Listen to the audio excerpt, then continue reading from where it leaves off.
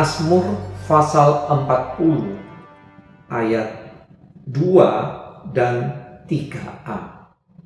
Aku sangat menanti-nantikan Tuhan, lalu Ia menjenguk kepadaku dan mendengar teriakku minta tolong. Ia mengangkat aku dari lubang kebinasaan, dari lumpur rawa. Saudara, apa atau siapakah yang menjadi berkat yang terutama, yang prioritas di dalam hidup Anda?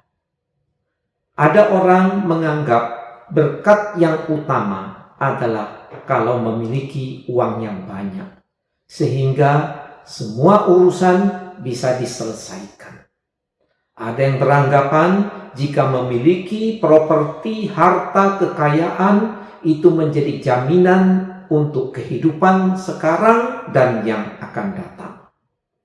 Ada yang beranggapan berkat itu berarti kesehatan. Dengan tubuh yang sehat, maka hidup bisa dinikmati. Ada yang beranggapan berkat yang terutama kalau keluarga, hubungan dengan anggota keluarga, semuanya baik, sehat, sukses.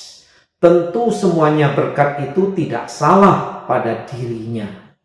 Namun berkat-berkat tersebut bukanlah yang terutama dan prioritas di dalam kehidupan ini. Sebab setelah nenek moyang kita yang pertama jatuh ke dalam dosa, dunia ini menjadi rusak. Sehingga kita menghadapi berbagai bencana dari kerusakan alam.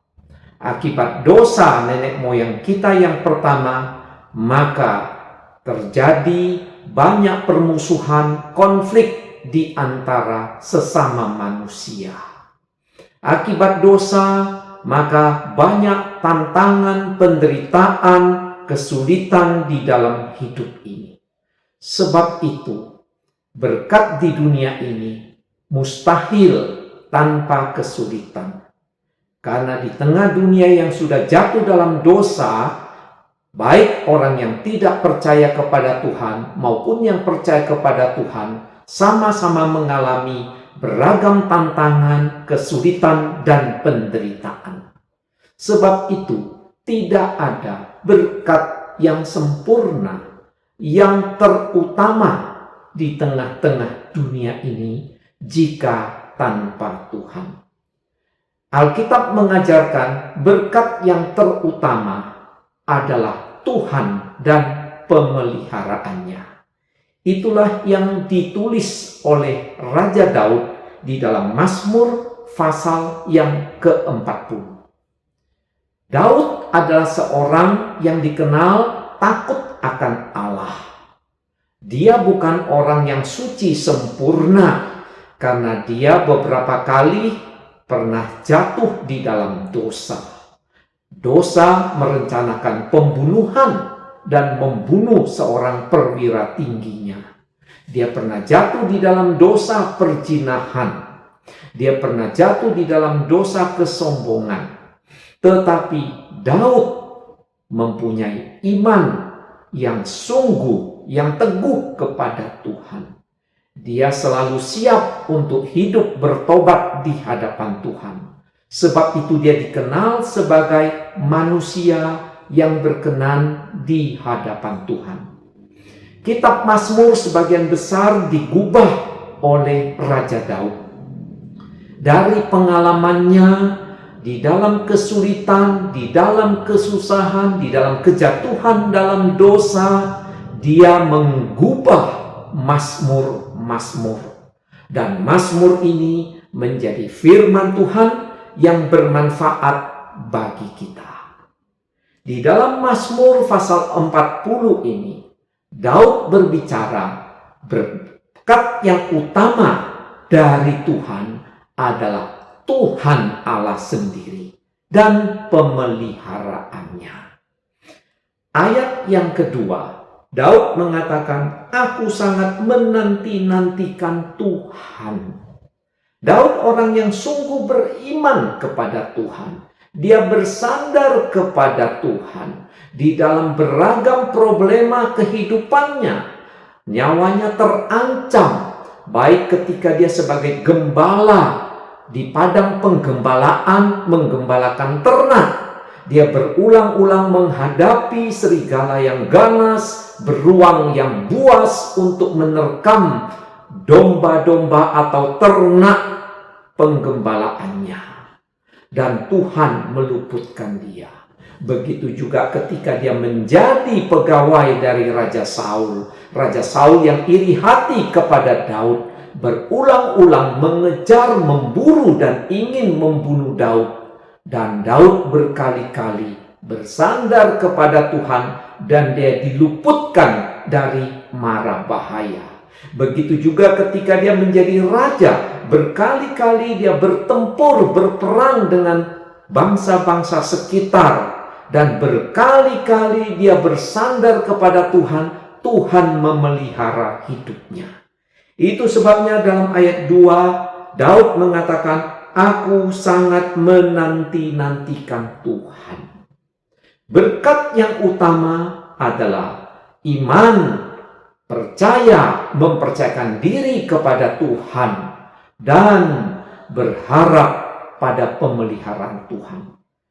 Aku sangat menanti-nantikan Tuhan. Apakah hidup Anda sungguh menanti-nantikan Tuhan? Sebagian orang berdoa ketika dia menghadapi kesulitan, namun tidak menanti-nantikan Tuhan. Karena kurang percaya, tidak mempercayakan diri, sehingga mau dengan cara yang instan menyelesaikan kesulitan, persoalan, dan penderitaan. Bagi kaum muda, enggan menanti-nantikan Tuhan ketika banyak teman, famili, kerabat bertanya mengenai jodohnya. Karena tidak menanti-nantikan Tuhan, tidak bersandar kepada Tuhan, maka ingin cepat-cepat mendapatkan jodoh. Akibatnya cepat-cepat juga mengalami kekecewaan.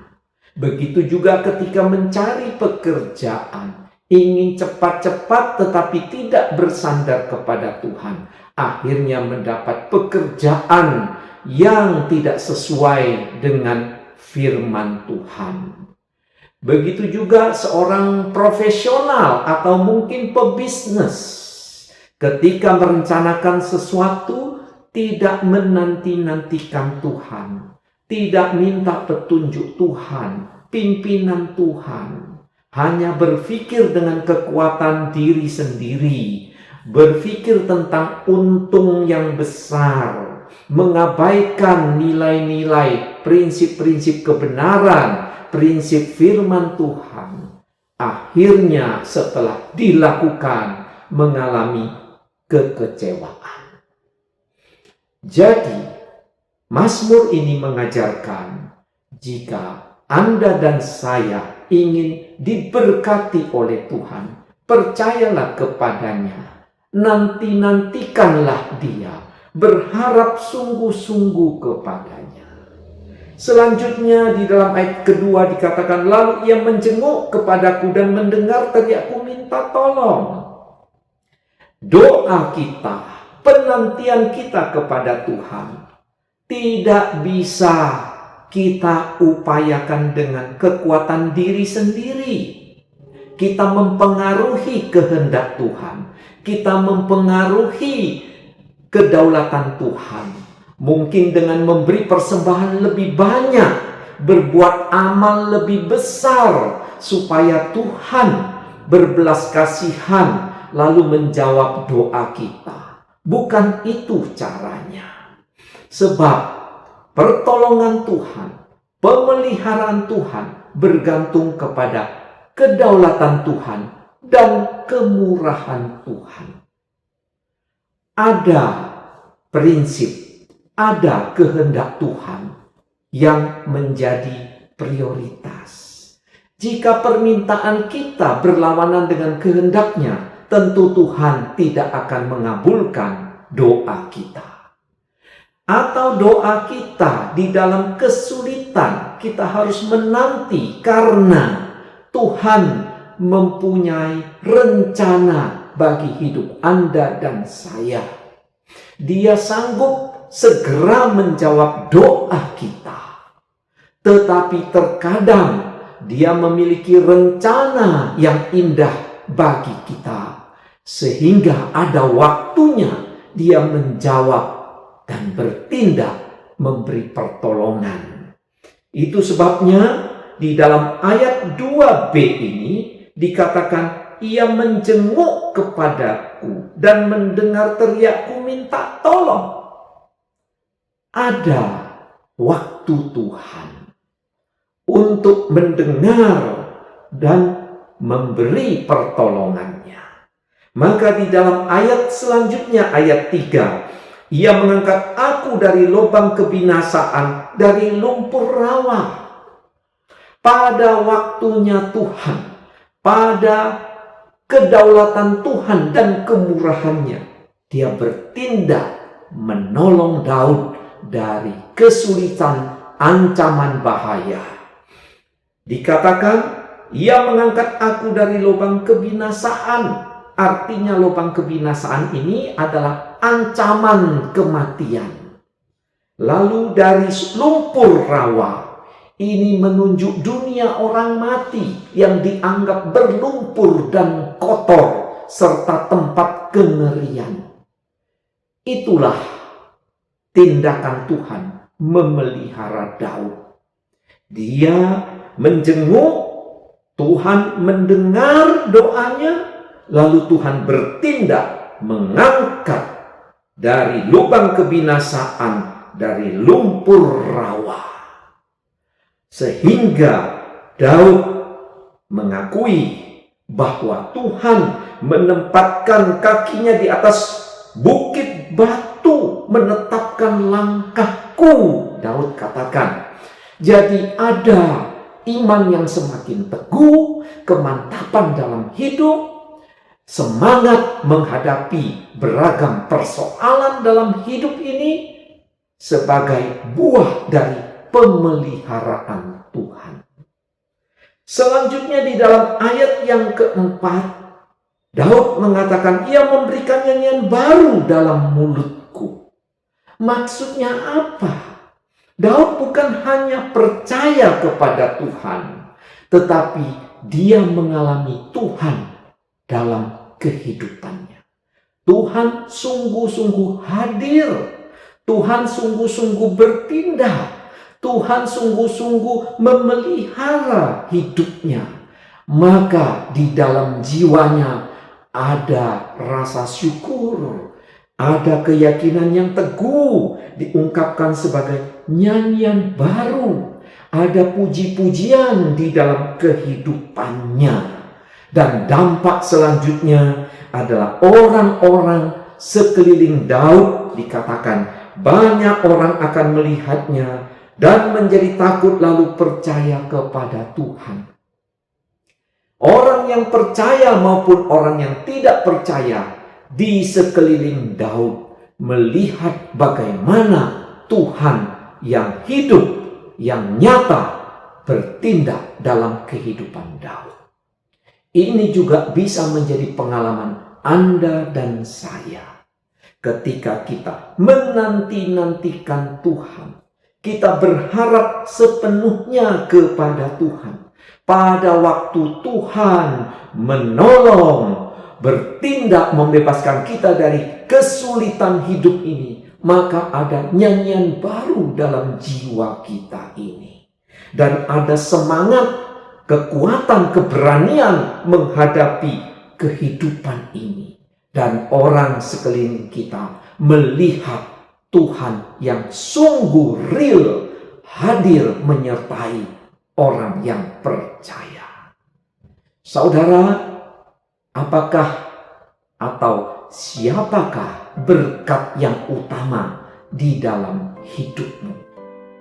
Apakah uang, harta, kesehatan, atau mungkin keluarga, baik itu istri, suami, anak-anak, dan seterusnya. Tentu berkat-berkat demikian tidak ada salahnya.